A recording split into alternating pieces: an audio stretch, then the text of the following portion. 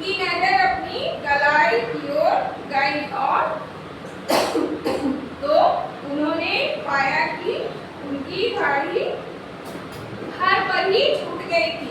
क्या करी थी मजिस्ट्रेट साहब जब दफ्तर गए तो उनकी नजर कहाँ पड़ी? अपनी कलाई पे। तो क्या सोचते, अरे मेरी घड़ी तो घर पे ही छूट गई। मुकदमे की सुनवाई करते हुए ही उन्होंने पेशकार से कहा कि घड़ी आज मेज पर ही छोड़कर चला आया हूँ। किससे कहता है? वहाँ पे और आदमी रहता है, कौन रहता है? पेशकार, ठीक है। उससे कहता है कि मैं अपनी घड़ी आज घर पे ही छोड़कर चला आया हूँ, ठीक है। यह बात वही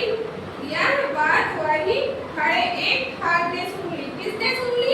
एक ठाक ने सुन ली। क्योंकि मजिस्ट्रेट साहब के पास तो बहुत लोग रहते कि नहीं रहते, उसमें ही एक ठाक था, है ना। और वो मजिस्ट्रेट साहब की बात सुन ली। वो तो सोचा मजिस्ट्रेट साहब का घड़ी है तो महंगा ही होगा ना। वो तो 100-200 का घड़ी नहीं होगा, वो तो बहुत ज्यादा महंगा होगा। कुछ ही देर बाद एक आदमी 2 मुर्गियां लिए हुए मजिस्ट्रेट साहब के घर पर हाजिर हुआ। मतलब वो ठग जो था घड़ी चुराने के चक्कर में लगा हुआ था। वो क्या किया? 2 मुर्गी लिया और मजिस्ट्रेट साहब के घर पहुंच गया। कहाँ पहुंचा? मजिस्ट्रेट साहब के घर। और वहां जाकर उसने उसकी मेम साहब के पास जाकर दोनों मुर्गियां देते हुए कहा, क्या उनकी वाइफ जो थी मजिस्ट्रेट साहब को वो क्या होंगी? वो मेम साहब होगी ना। वो भाग गया और 2 मुर्गी लेकर गया ना। और उसको क्या किया? जाकर दोनों मुर्गियां देते हुए कहा कि साहब ने भेजी है। क्या बोला? कि मजिस्ट्रेट साहब ने 2 मुर्गियां भेजी है, ठीक है। कहा कि साहब ने भेजी है, शायद कोई रात को खाने पर आने वाला। उसने कहा कि साहब बोले हैं कि कोई रात के मेहमान खाने पर आने वाला है, ठीक है। मेज पर उनकी घड़ी छूट गई है, उसे मंगाया है। बोले कि मजिस्ट्रेट साहब का घड़ी घर पे ही छूट गया मेज पे, जो क्या किए हैं? मंगवाए हैं, ठीक है। कहाँ? दफ्तर में उसे मंगवाए हैं। मेम साहब ने इधर देखा ना उधर देखा, घड़ी लाकर उस आदमी को दे दिया। मेम साहब ने क्या किया? घड़ी खर्च को दे दिया, ठीक है। उससे दोनों मुर्गियां लेकर रख ली और घर जो था 2 मुर्गी लेके आया था, 2 मुर्गी वो वापस रख ली और घड़ी को दे दी ले जाने के लिए, ठीक है। शाम को जब मजिस्ट्रेट साहब घर आए तो श्रीमती ने पूछा। मजिस्ट्रेट साहब की वाइफ, उनको क्या बोलते हैं? श्रीमती। मजिस्ट्रेट साहब क्या बोलते थे? श्रीमती। कौन आने वाला है? वो पूछने की मुर्गी बन रहा है, कौन आने वाला है? जब कुछ नया डिश बनता है तो लोग बोलते हैं ना घर पे कि आज तो कुछ खास है ना। चाहे तो पार्टी है, नहीं तो कोई आने वाला है ना। मजिस्ट्रेट साहब ने कहा कोई नहीं आने वाला है। तो तब मुर्गियां अपने किसके लिए भिजवाई है? उनकी श्रीमती पूछी, जब कोई नहीं आ रहा है तो मुर्गियां किस लिए भिजवाए हैं? उन्होंने दूसरा सवाल पूछा तो मजिस्ट्रेट साहब अचक्के कैसी मुर्गियां? वो चौंक गए कि हमने तो मुर्गियां भिजवाई ही नहीं, कैसी मुर्गियां, ठीक है। इधर आपका ही तो आदमी आया था, वह 2 मुर्गियां दे गया। बोले अभी तो एक आदमी को भेजे थे, वो 2 मुर्गियां हमें दे गया है, ठीक है। अपने घड़ी मंगवाई थी वह ले गया। बोले कि आप मुर्गी भिजवाए थे और घड़ी को मंगवाए थे तो हमने दे दिया। श्रीमती जी ने उत्तर दिया। वो बोली, ठीक है। मजिस्ट्रेट साहब माथा पकड़कर खड़े हो गए। भला ऐसा मेरे साथ भी हो सकता है? पत्नी को हिदायत दी, आगे से इस प्रकार की किसी बात पर यकीन न करना। ऐसे बोले ना, आगे से कोई आदमी आएगा मेरे बारे में पूछने या कोई सामान लेने तो विश्वास मत करना, ठीक है। अपने तो मजिस्ट्रेट साहब श्रीमती जी को क्या समझा रहे हैं कि आगे से ख्याल रखेगा कि कोई अगर मेरे बारे में बोलेंगे तो आप विश्वास मत कीजिएगा, ठीक है, यकीन मत कीजिएगा। मजिस्ट्रेट साहब जब दूसरे दिन कार्यालय पहुंचे तो बहुत झल्लाए हुए थे, मतलब बहुत गुस्से में थे। उन्हें उस आदमी को पकड़ना था। किसको? हाथ को पकड़ना था जिसने उनके हाथ के साथ दागा किया था। उन्होंने डॉक्टर मेलो को और पुलिस वालों को बुलवाकर कहा, उस गाड़ी ले जाने वाले को जिस प्रकार भी पकड़ा जाए तुरंत पकड़ो। सबको क्या बोले? पुलिस को और भी जो वहाँ पे लोग थे, नौकर लोग थे, उस ठाक को जितना जल्दी हो सके उतना जल्दी पकड़ के मेरे पास लेकर आओ। मेम साहब तुरंत पकड़ो। तभी एक आदमी मजिस्ट्रेट साहब के घर दौड़ता हुआ आया। तो क्या हुआ? मैं मजिस्ट्रेट साहब की बात सुनकर वो तो गुस्सा थे, तो वो आदमी को पता था कि मुर्गी कौन ले गया था और वो कौन इंसान था, ठीक है। दौड़ता हुआ एक आदमी मजिस्ट्रेट साहब के घर आया, हाँफता हुआ उनकी पत्नी से बोला, मेम साहब वह गाड़ी चोर पकड़ा गया। क्या बोला? वो गाड़ी चोर जो है पकड़ा गया, ठीक है ना। तो क्या बोले? तुरंत पकड़ो। तभी एक आदमी मजिस्ट्रेट साहब के घर दौड़ता हुआ आया, भागता हुआ उनकी पत्नी से बोला, मेम साहब वह गाड़ी चोर पकड़ा गया, पुलिस वाले उसे साहब के पास लेकर बैठे हैं। क्या बोला वो आदमी? भागता हुआ गया मेम साहब के पास और बोला वो चोर पकड़ा गया। और वो किसके पास बैठे हैं? मजिस्ट्रेट साहब के पास बैठे हुए हैं, ठीक है। साहब ने मुझे वो तो मजिस्ट्रेट साहब ने मुझे वे मुर्गियां लेने भेजा है। और जो नौकर था वो दोबारा गया मेम साहब के पास और बोले ना कि जाओ तुम दोनों मुर्गियां घर से लेके आओ, ठीक है। श्रीमती ने हंसी खुशी मुर्गियां लाकर दे दी। वो क्या कि मुर्गी को बनाई नहीं थी, चिकन को बनाई नहीं थी, वो उसको बचा कर रखी थी, मारी नहीं थी, जिंदा ही था। तो वो श्रीमती जी हंसी खुशी से मुर्गियां वापस कर दी, ठीक है। बोली यार उस चोर की इतनी कसकर मरम्मत करवाना कि आगे से इसकी आदत छूट जाए। क्या बोले? उस चोर को इतनी पिटाई करवाना कि आगे से वो चोरी करना भूल जाए। सो तो होगा नहीं। उस आदमी ने बोला सो तो होगा नहीं। उस आदमी ने कहा आदाब बजाए और मुर्गियां लेकर। उस आदमी ने क्या बोला? मुस्लिम था, वो क्या बोला? आदाब, ठीक है, मतलब बैठा और मुर्गियां लेकर चलता बना। शाम को जब मजिस्ट्रेट साहब घर लौटे तो पत्नी ने मुद्रित मन से स्वागत किया और पूछा, उस चोर को आपने खूब पिटाई किया या नहीं? कौन से चोर को? मजिस्ट्रेट साहब के कान खड़े हो गए। क्यों? जो पकड़ा गया था आपने ही तो आदमी से खबर भिजवाई थी और मुर्गियां मंगवाई थी। श्रीमती जी बोली। इधर मजिस्ट्रेट साहब का और बुरा हाल था।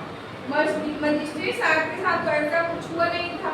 वो जो था ठग, पहले तो मुर्गी ले गया, गाड़ी ले गया और फिर दोबारा से क्या हो गया, मुर्गी भी लेकर चल गया, है ना। दोनों वो ठग लेकर चल गया। इधर मजिस्ट्रेट साहब का और बुरा हाल था, ना घर के और ना घाट के। उनके पास मुर्गी भी गायब और घड़ी भी गायब, दोनों हो गए, ठीक है। रास्ते भर यही सोचते रहे कि अब घड़ी तो मिलेगी नहीं, चलो मुर्गी पर ही हाथ फेंक कर ही संतोष करेंगे। यहाँ यह है कि घड़ी भी गायब और मुर्गी भी गायब। बताया था अभी आप लोगों को। मजिस्ट्रेट साहब को पता नहीं था, लेकिन उनकी श्रीमती ठग जो था दोबारा से आया। बोले ना मजिस्ट्रेट साहब मुर्गी मांग रहे हैं, जो दे दीजिए। वो चोर पकड़ा गया, वो दोबारा से एंट्री किया उसके घर में और दोनों चीज तो घड़ी भी गायब और मुर्गी भी गायब। बेचारे मजिस्ट्रेट साहब मन सोच कर रह गए। वो क्या करते, कुछ नहीं कर सकते, घड़ी भी नहीं मिली और मुर्गी भी नहीं। ठीक है, तो बच्चों आप लोग को समझ में आई कहानी? फिर हमें किसी के सामने चालाकी से पेश आना चाहिए, बेवकूफी से नहीं, है ना। हमें दिमाग को अच्छे से यूज करना चाहिए। चलिए तो आप लोग रीडिंग करेंगे। अनन्या आप रीडिंग कीजिए, पढ़िए, आइए। पहले आपको क्या बोलना है, चैप्टर का नाम।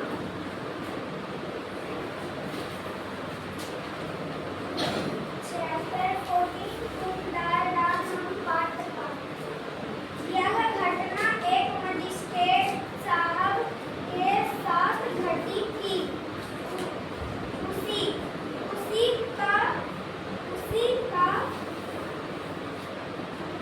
उसी का यहाँ पर वर्णन किया जा रहा था। मजिस्ट्रेट साहब जैसे ही कार्यालय पहुंचे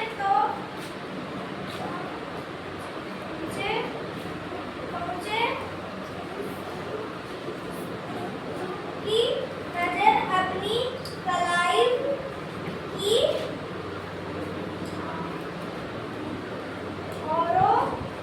कलाई की ओर गई तो उन्होंने पाया कि उनकी घड़ी घर पर छूट गई।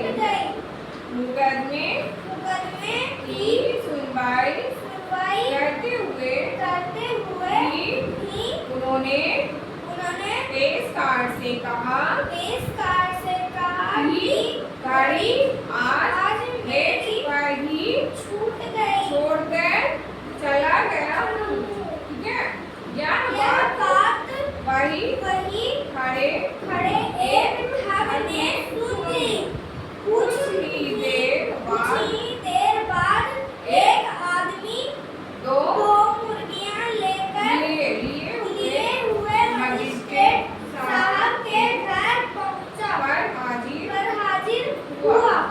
उसने उनकी मेम साहब के पास जाकर दोनों मुर्गियां देते हुए कहा कि साहब ने भेजी है। शायद कोई रात को खाने पर वाला है। मेज पर उनकी घड़ी छूट गई है। उसे मंगवाया है। मेम साहब ने उधर देखा, घड़ी लाकर उस आदमी को दे दिया। उसे दोनों मुर्गियां लेकर रख। ठीक है, आप जाइए। चलिए आप आइए।